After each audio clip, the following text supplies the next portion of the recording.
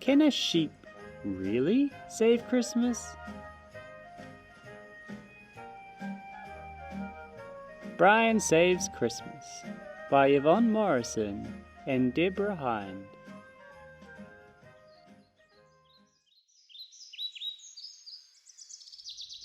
'Twas a week after Christmas and Santa was beat.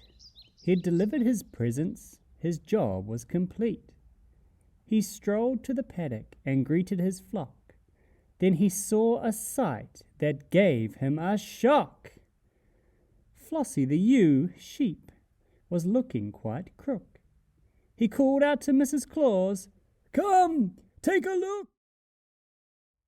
His wife raced on down just as fast as the wind, examined old Flossie, then stood up and grinned.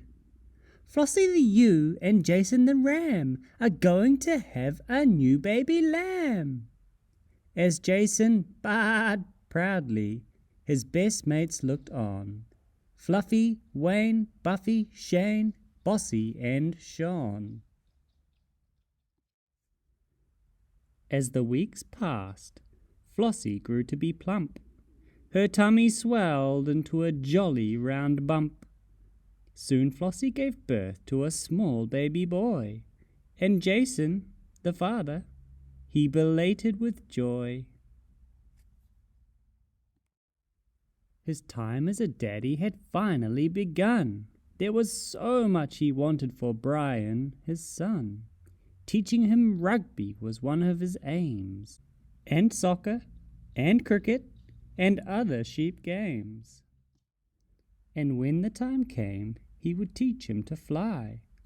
He'd pull Santa's tractor all over the sky. But when he sneaked to the cradle and had a look in, the lamb that he saw there was scrawny and thin.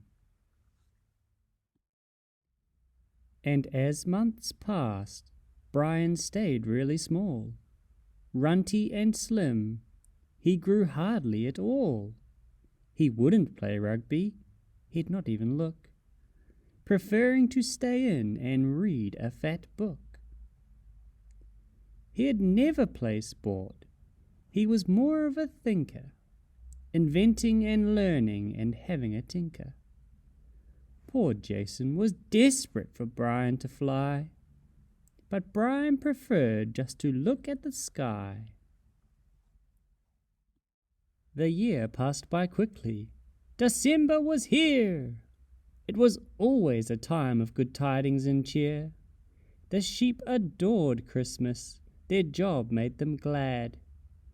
But poor little Brian felt useless and sad.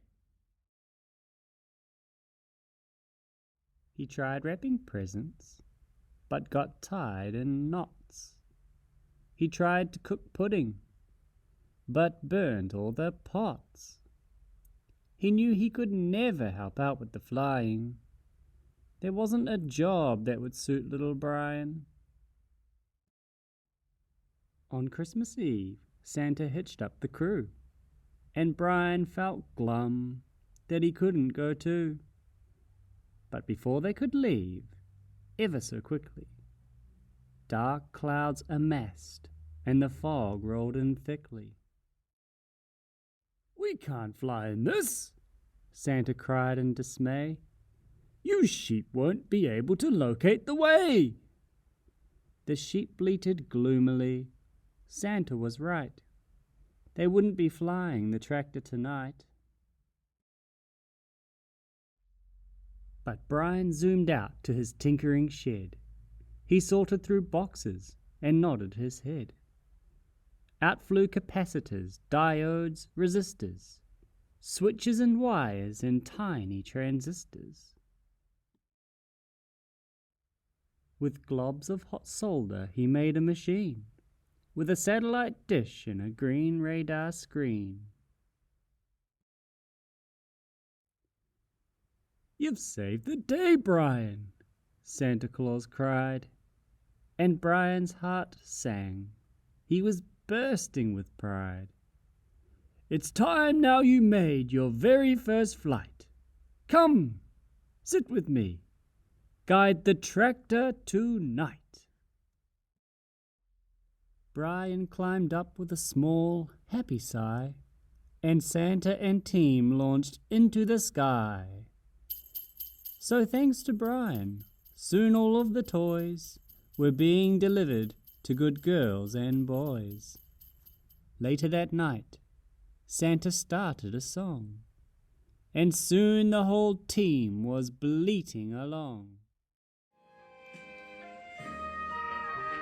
Brian the big brain Romney was a very brainy sheep.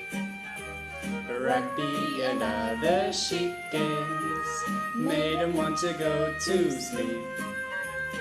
All of the other Romneys thought him rather sad and small.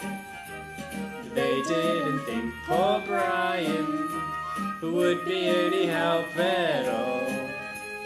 Then one foggy Christmas Eve, Santa came to say, Brian, with your brain so bright, won't you guide the team tonight? Then how the sheep adored him as they bleated out with glee. Brian the big brain Romney, you'll go down in history.